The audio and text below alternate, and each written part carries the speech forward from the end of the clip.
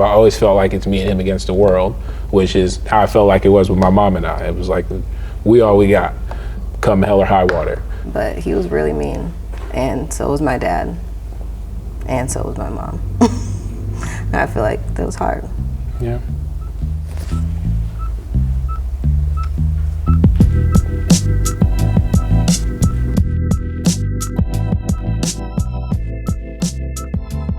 So why are we here? We're here to have a substantial conversation about topics that we talk about often, but always a nice opportunity to be intentional about talking about things. Mm-hmm. Yeah, I'd agree. I think we do a pretty good job communicating, but it never hurts to put a little extra time into communicating and getting on the same page or getting to know each other a little bit more, so why not? You introduce yourself? Oh yeah, I'm Simon. I'll just keep it simple. I'm Simon. I do a lot of things, but I'm currently represented as a fiance to this lovely lady across from me. I'm Jordan. I also do a lot of things, including being a fiance to you.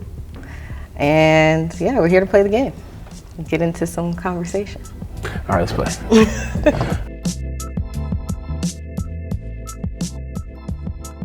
What advice would your older self give you right now? Oh, interesting. Right now? That's funny. Yeah. It's an interesting time because we're about to get married. So I guess that's where my first thought goes, is what advice my older self would give me. He'd probably tell me to be patient and trust the process and take breaks when you need it.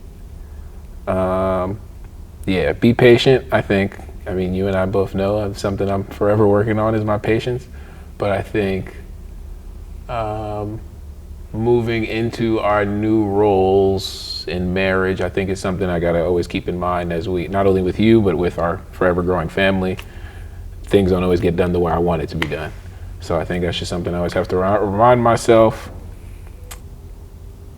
Stay the course, I think, is another thing. I think especially because I'm in a trusted process, yeah, because I'm in a transitional period professionally. And I think, everybody needs money, so there's a little bit of anxiety around that. So just trust the process because he's probably pretty wealthy right now, so he knows what's coming. So he'll probably just tell me it's gonna be all right. I hope so. No, it will be, and he's just reminded me that. No, I hope he's well. I know it'll be all right, but I hope he's well. No, he is. It's like Meet the Robinsons. I think that'd be probably the main things. Trust the process, be patient, stay the course. I feel like that I'm thinking the same thing. Like we're about to be married, and I never really envisioned myself as a wife. So I'd have to be something around that, but I don't really know what specifically. Maybe just something along the lines of trusting partnership, like not wanting to face everything alone, or not that I want to, but like not having to face everything alone, accepting that more consistently. Mm-hmm. I feel like my older self would tell me that, and just, to relax. I feel like that's generally my advice for everybody is like, just chill out, it'll be fine. So I feel like that's what I would tell myself. Yeah, I can see that.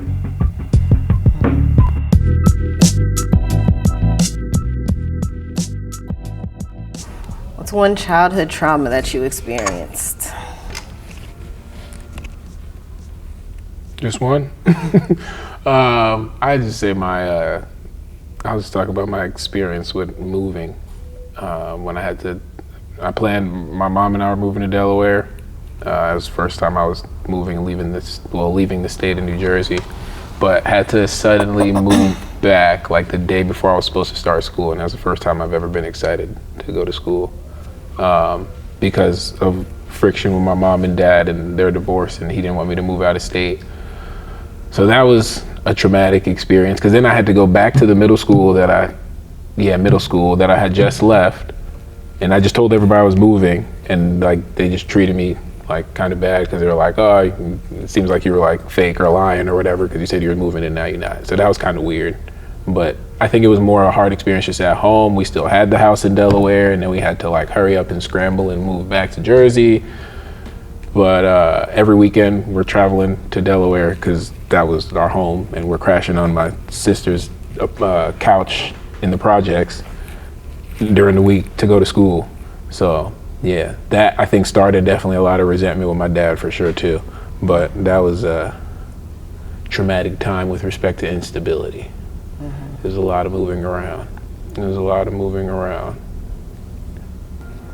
Yeah, it was a hard time for sure. What about for you? I feel like most of my trauma happened after childhood, but I feel like my childhood trauma is really just like, I feel like it's like microaggressions. Like, I really don't. I feel like it's the only way I've ever thought of it, or the only time I've thought of it that way is like, it wasn't really like a lot of, it wasn't really like a lot of traumatic things that occurred. It was just a lot of feeling alone, really. Like a lot of feeling alone, outcasted, just different, unwanted. But it was all like, it seemed so minor, but it was like, it was every day, like a feeling that I had every day. So, I would say that would be my biggest, like, little T trauma of childhood. I feel like part of what led to me feeling alone within my family and like extended family was, I feel like we talked about like not feeling like my family got a lot of support because we looked like we were fine. And then my aunt, who was like my biggest supporter, passed when I was a freshman in college. So it was like, end of childhood. But that was traumatic. It was traumatic really when I found out she had cancer, and that was in high school. So. How do you feel like the little T you said? Like the microaggressions and whatnot, how do you feel like that impacted you? Or do you feel like it still impacts you in adulthood? Yes, I think I still feel all of those feelings and actively work to not feel those feelings. Especially in relationship, Relationship is a mirror, and you see all the things that have occurred, they all come up. And I feel like they have, and I feel like we've worked through a lot of them and continue to do so. It's a good one. It's the most difficult thing you've had to accept. That I've had to accept. Yeah, we just don't love the same. I feel like that's really, it kind of goes back to that, and we show up differently. And difficult is relative. I think not difficult like, oh, this is hard, I don't want to agree with this, but I just had to come to that realization and understanding more than anything.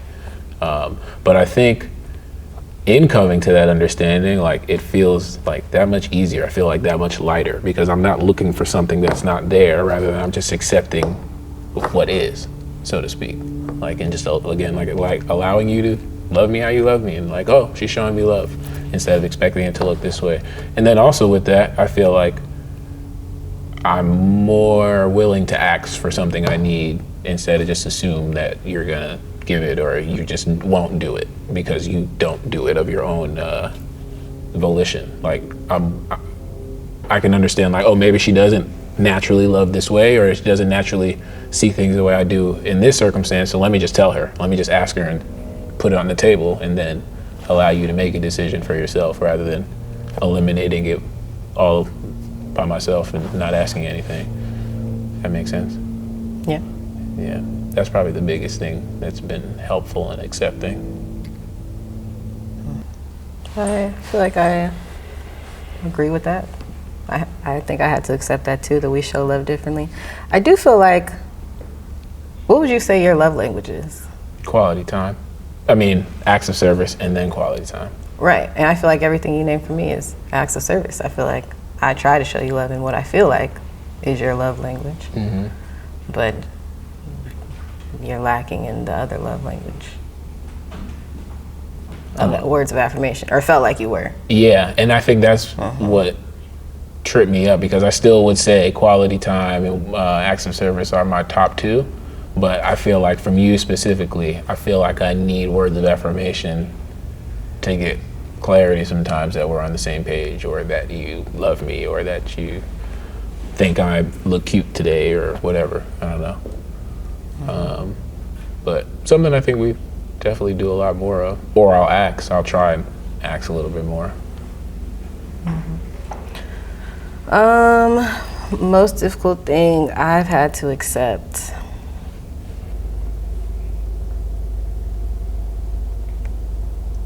Probably being a stepmom. That and not having a mother-in-law. I feel like both were hard. Both were really hard for me. I feel like I don't think choosing to be a stepmom was hard for me, but I do think earlier on I was sad that we wouldn't share like the first experience together. But I feel like my perspective on that has changed. But yeah, I mean, it's a tough role. It's a tough role. I do feel like we've come a long way in it. I've come a long way in it. And I enjoy it. I feel like I always knew I would enjoy it. I feel like if anybody that I knew would marry someone with a child, it would have been me.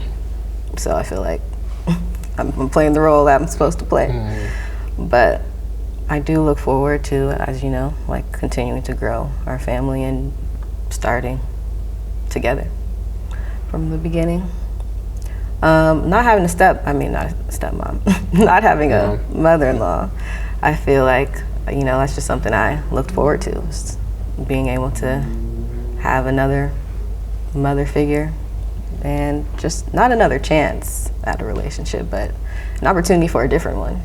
I looked forward to. So I was sad about that. Still sad about that. Yeah, makes sense. What did you say? When you were talking about stepmotherhood, you said your early perspectives where you were kind of thinking about how we don't get to share all the first. Where you feel like your perspective is now, because you said it changed, but like how would you explain where you're at now with stepmotherhood, or how you see it? I just feel like regardless of whatever we do, it's going to be a new experience together. So I feel like I'm happy with the way it's gonna go. Yeah, I feel like that's really it. It was tough, but I think I had a lot more internal battles than you would on the outside know. I feel like my previous relationship, a lot of the issues and like towards the end of it were because the family was not accepting of my family, aka my son, or our son now.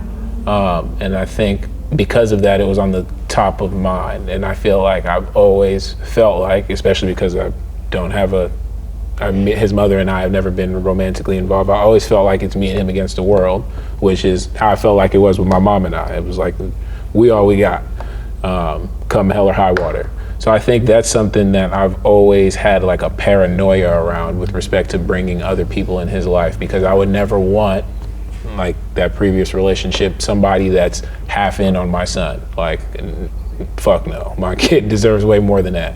So I think coming into our relationship, I was just very careful, I think, with taking my time in bringing Yuri into things, or him into things. And I feel like it worked out well, but I think for the internal battles comes in when you're having a hard day in co-parenting, because for me, I'm like, you get a choice to be here. I don't. And because of that, you can leave at any moment. And because of that, I need to be prepared for you to leave at any moment. And because of that, it's me and you against the world. It all comes back down to that. But I also recognized over time that that can kind of lead to making you feel kind of like an outsider if I'm always like, stay over here with me because she might not be around tomorrow, kind of thing. I don't think it was that dramatic, but I think just that symbolically, that might have been what it felt like. So I think I had to let go a little bit more in accepting that. I think I was very paranoid with him meeting your family for the first time. I just didn't want him to go anywhere, touch anything, just fuck anything up. Like, bro, stay right here. We're guests in these people's house. And your family was super welcoming. And I think that's a big piece that we talk about all the time. I think that's a big piece in our relationship, because you don't just marry each other, you marry families. And I'm totally on board to marry in with your family as well. And I feel like I've received that from them, not just with me, but with him. So that's been a big a big green flag for me in our relationship. Not just receiving that from you, but from your village as well. But yeah, it was kind of tough bringing in, you know, somebody else. But then also I recognize the pressure I'm putting on you, the responsibility. And when we first met, I told you, I'm like, I'm telling you all the truth because I don't think you're gonna stick around when you hear I have a kid and then I'm moving away for grad school and all that stuff. So I didn't expect that anybody generally would want to deal with my stuff. But I mean, the reality is my stuff isn't really that much stuff. But also I think the right person's gonna accept you for all of who you are. And I think that was something that I know that was something that I saw really early in you, in our dynamics and conversations. So yeah, parenting is tough. Co-parenting is even more difficult because that involves multiple parties. But I think we do a pretty good job. I think so too.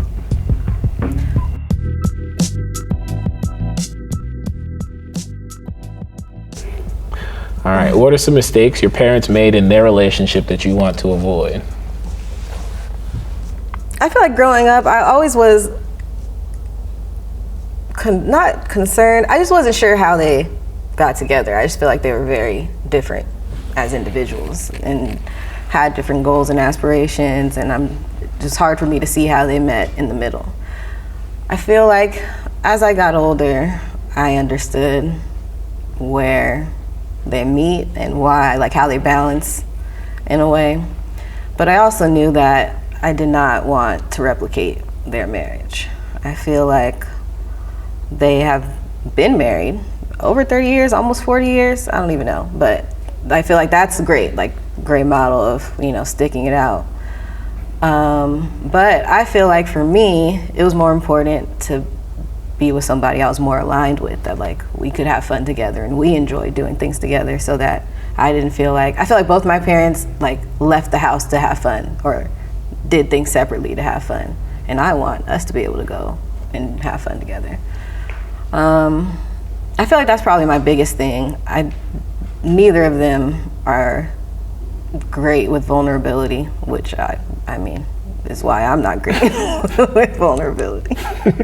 But I think that's also something I wanted to avoid. I want to be able to, you know, tell you everything and be myself with you. Yeah. This is funny. I feel like my first answer is, well, I would want to not get divorced. They did that, and I think that's a big one. I think in just learning more about relationships, keeping the D word out of conversations is really important. So that's probably the one at the top of mind. And I would want to have healthier arguments. I know there is a healthy way to argue, and I feel like we just, as a society and people, don't recognize that enough. Like, we can disagree without like coming to blows. And there's ground rules that we can go about to make sure we feel respected and everybody gets heard. If we got to get a talking stick to take turns, as childish as it sounds, I will do that if that's what it takes, because the alternative, it's not good for anybody involved or the family. And I think in hindsight, because I wasn't present, but in the stories that I've been told from my family dynamics or my parents, I think that's something that I've learned. About them arguing? Yeah, about just fighting fair, because I think that led to a lot of problems. Yeah, that'd probably be a big one. Yeah, I don't think we have to agree on everything. I think I try and say that a lot, but we just have to respect each other's opinions and give each other the space to express them. Who is someone you had to learn to forgive? Someone I'd have to forgive, I mean, my dad. That was definitely the biggest one, because we just had a contentious relationship, and then he passed away and we didn't have everything solved or really figured out. So it was a lot of unleft conversations and questions and mixed feelings. Yeah, how did I learn to forgive him?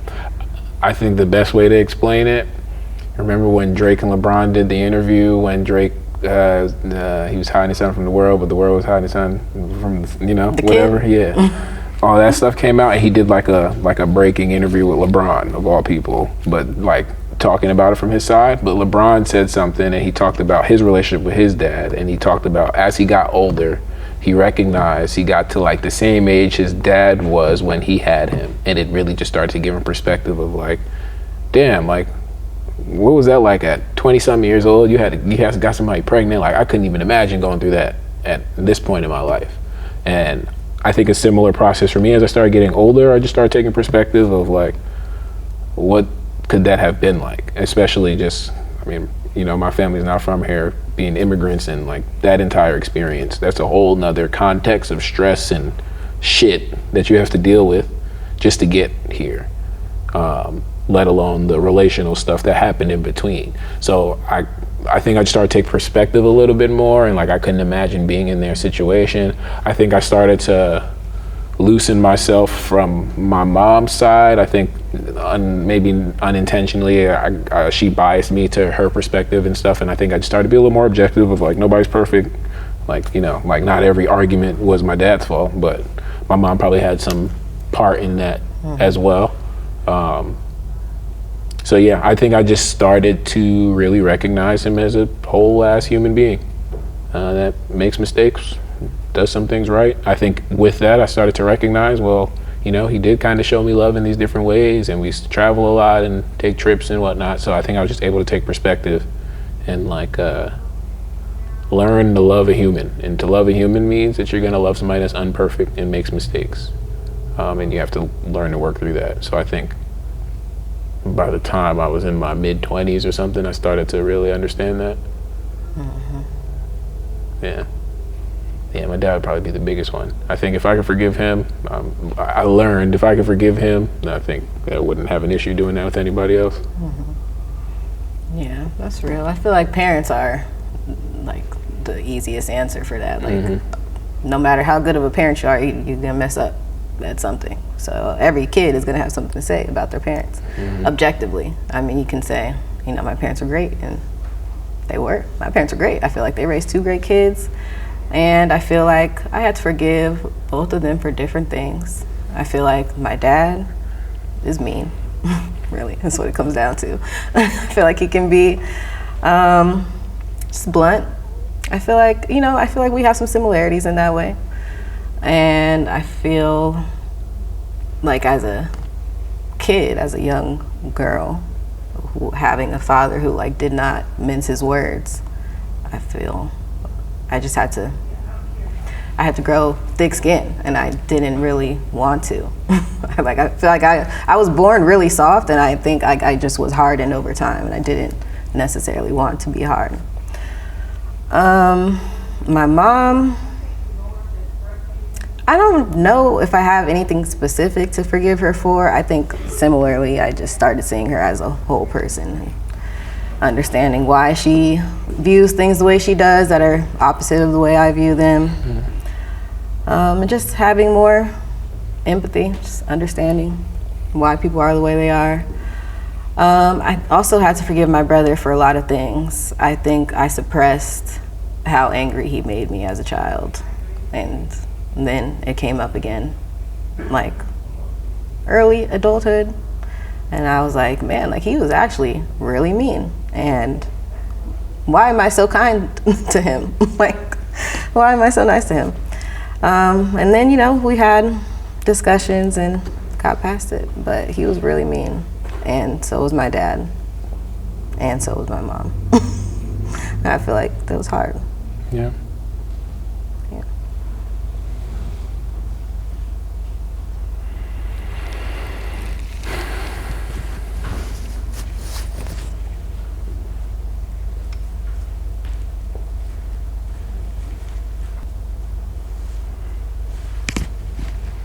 You made it really far with the obstacles, whether they were meant to be there or not, but the obstacles that were in your way, you've made a lot out of it. And you're a great person. You're a great person. I hear you on the pieces where you were hardened, but you still have a soft side. I feel like it definitely comes out.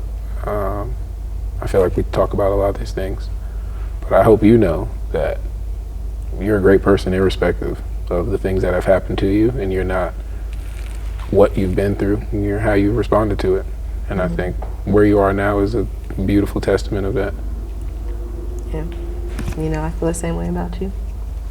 What did I say? You're not your battles, you're your triumphs. Mm-hmm. That was a bar.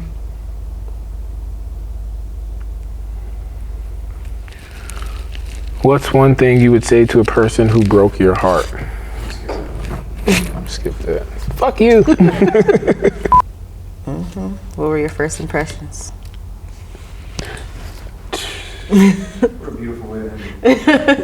My first impressions, you had beautiful hair. You had like a big poofy style, kind of like today, but I think it's a little more out, a little more fro-ish.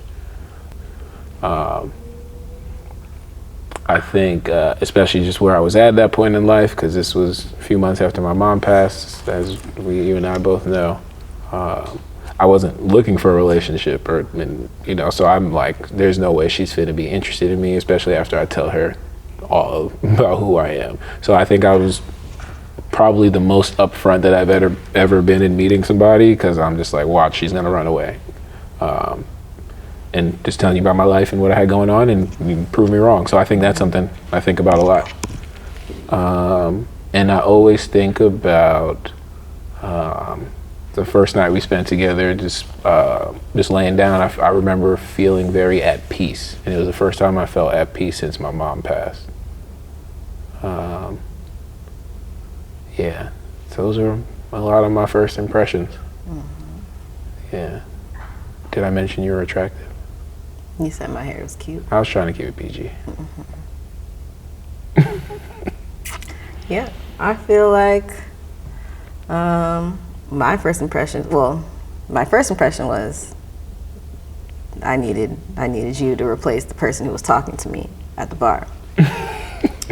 And so my first thought was, obviously you were cute, and the second thought I had was, I saw you had the Morehouse t-shirt on, and I was like, that's my in, the HBCU thing, and I made my way over.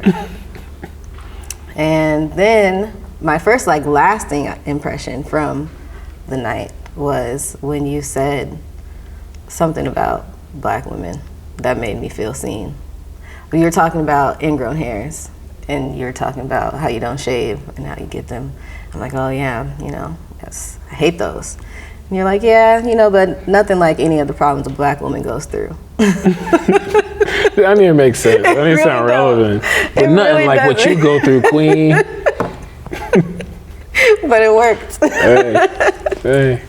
But it worked. And Shoot then or shoot. I was like, man, he sees me. Oh man. It's a woke brother. He's woke. He was so woke. But I agree. I think we had fun. We had a great time. And I knew that night that you were going to be my husband. And I told my bridesmaid now the next day that we were going to be married. And then I told her in the next sentence that I don't know how, because I'm not trying to be in a relationship, because neither of us wanted that at the time. But I think, again, I immediately knew, I think we just both felt comfortable together. And I think it's crazy to go from that to now we're being married, or getting married next month. So, yeah, my first impression is real accurate. It's pretty accurate. It's very accurate. It's pretty accurate. It's intuition. Women's intuition. It's finally catching up. It's working.